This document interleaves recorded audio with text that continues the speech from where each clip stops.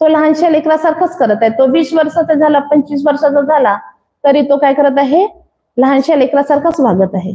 अशा लोकांना आपण काय म्हणणार,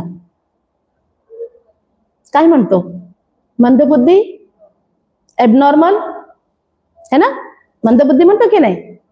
मग आता सांगा किती लोक मंदबुद्धी आहेत का?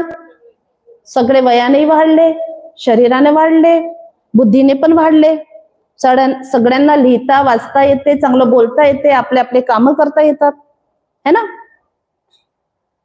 तर असं जाणा की भगवान बुद्ध म्हणतात या जगाच्या पाठीवर कोणतीही वस्तू, कोणतीही गोष्ट नित्य, कायम, स्वरूप, ध्रुव असं काहीही नाही आहे.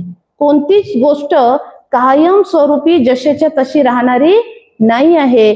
ज्यांनी हे जाणलं त्याने अनित्याचा बोध केला, आणि ज्याने अनित्याचा बोध केला त्याने हे देखील समजलं की अरे जी जी वस्तू परिवर्तनशील आहे तिथे कुठेही आत्म्याचा नाव देखील नाही आहे, आत्म्याचा रूप देखील नाही आहे.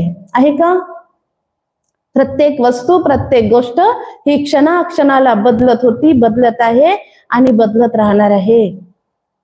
हा अनित्याचा बोध आहे. जेव्हा तुम्ही जाणणार तेव्हा तुम्ही सम्यक दृष्टीचे होणार. लक्षात आलं? याकरिता तुम्हाला रोज रोज नित्य तुम्हाला प्रॅक्टिस करावा लागेल, तुम्हाला धम्माचा अभ्यास करावा लागेल. लक्षात आलं?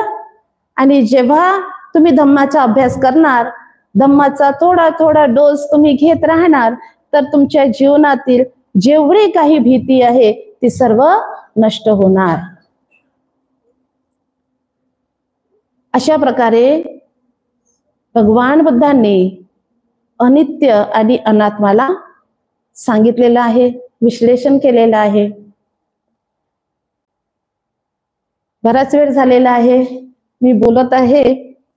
माझ्या मागे मोठ्या आयाजी पण आहेत आणि आपल्या आदरणीय भिक्खुनी धम्मदिना यांना सर्वच ऐकण्यासाठी आतुर आहेत. तेव्हा मी इथेच माझी धम्मदेशना समाप्त करते आहे. सर्वांच्या प्रती मंगलकामना करते. या सत्यवचनाने तुम्हा सर्वांचे मंगल हो, कल्याण हो. तुमचे सर्व दुःख, भय, वैर, रोग नष्ट हो. तुमची सर्व मनोकामना पौर्णिमाच्या चंद्रमाप्रमाणे पूर्ण हो. भवतु सब मंगलं, भवतु सब मंगलं, भवतु सब मंगलं.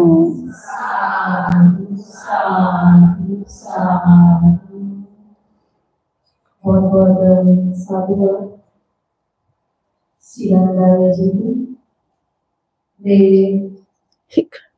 रोगी होती हुए भी बहुत देर से आप लोगों को बहुत कुछ समझाने का प्रयास कर रहे थे कि इस प्रकार हम लोग मिथ्या दृष्टि को समय दृष्टि में बदल सकते हैं, और आप लोगों ने बड़े ध्यानपूर्वक सुना.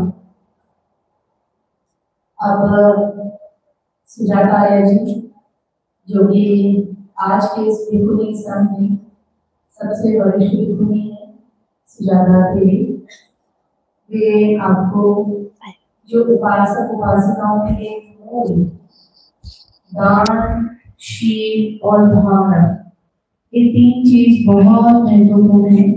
इसके बारे में शॉर्ट में बताएंगे, पर मुझे ऐसा लगता है कि आप लोगों को बैठे हुए बहुत देर हो चुकी है. आप लोग 5 मिनट खड़े होकर के अपने पैरों को विश्राम दे लीजिए. आपको 5 मिनट का ब्रेक मिल रहा है. किसी को वॉशरूम जाना है तो आप वॉशरूम जा सकते हैं. आवाज ना आए, शोर ना हो बिल्कुल भी.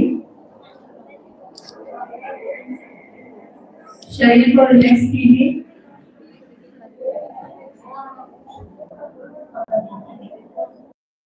तो आपके लिए